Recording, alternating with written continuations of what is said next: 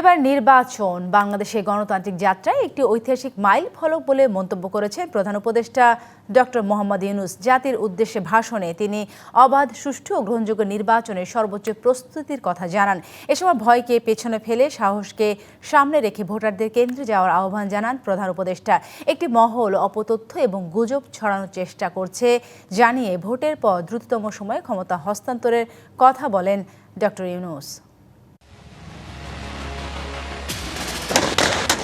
ছাত্র জনতার গণ অভ্যুত্থানে ২০২৪ সালের আগস্টে পতন হয় শেখ হাসিনা সরকারের। এরপর ডক্টর ইউনূসের নেতৃত্বে গঠিত অন্তর্বর্তী সরকারের গুরুত্বের অন্যতম ছিল জাতীয় সংসদ নির্বাচন।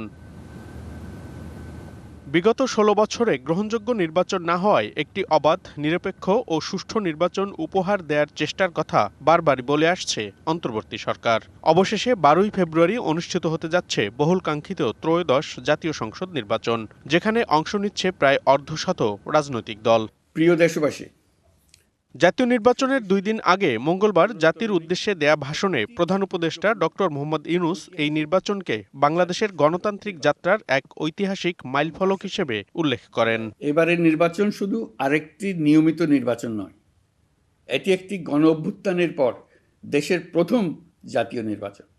দীর্ঘ সময় ধরে জমে থাকা ক্ষোভ, বৈষম্য, বঞ্চনা ও অবিচারের বিরুদ্ধে জনগণের যে জাগরণ আমরা দেখেছি, এই নির্বাচন তার সাংবিধানিক প্রকাশ। তাই এই নির্বাচন বাংলাদেশের গণতান্ত্রিক যাত্রায় একটি ঐতিহাসিক মাইলফলক।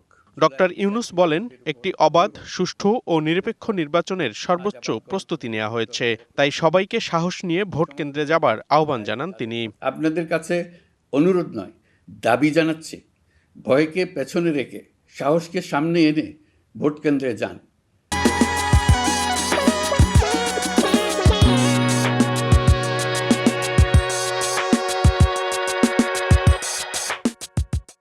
আপনার একটি ভোট শুধু একটি সরকার নির্বাচন করবে না, এটি ১৭ বছরের নিরাপত্তার জবাব দেবে।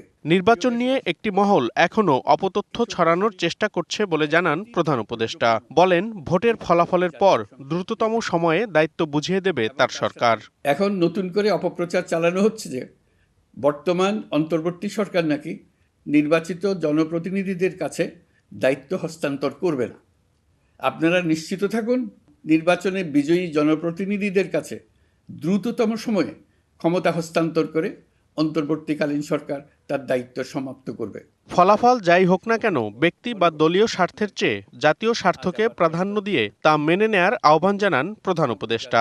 আমি সকল প্রতিদ্বন্দ্বী প্রার্থীর প্রতি আন্তরিক আহ্বান জানাই, নির্বাচনের ফলাফল যাই হোক না কেন, ব্যক্তিগত বা দলীয় স্বার্থের ঊর্ধ্বে উঠে জাতির বৃহত্তর স্বার্থকে প্রাধান্য দিন। নির্বাচনের পর সবাই মিলে একটি নতুন, ন্যায়ভিত্তিক, গণতান্ত্রিক ও অন্তর্ভুক্তিমূলক বাংলাদেশ গড়ার কাজে আত্মনিয়োগ করুন। জাতীয় নির্বাচনের পাশাপাশি ভোটারদের গণভোটেও অংশ নেয়ার আহ্বান জানান ডক্টর ইউনূস। এই গণভোট বাংলাদেশের ইতিহাসে একটি নতুন মাইলফলক হয়ে থাকবে। মনিরুল সোহাগ, ডিবিসি নিউজ, ঢাকা।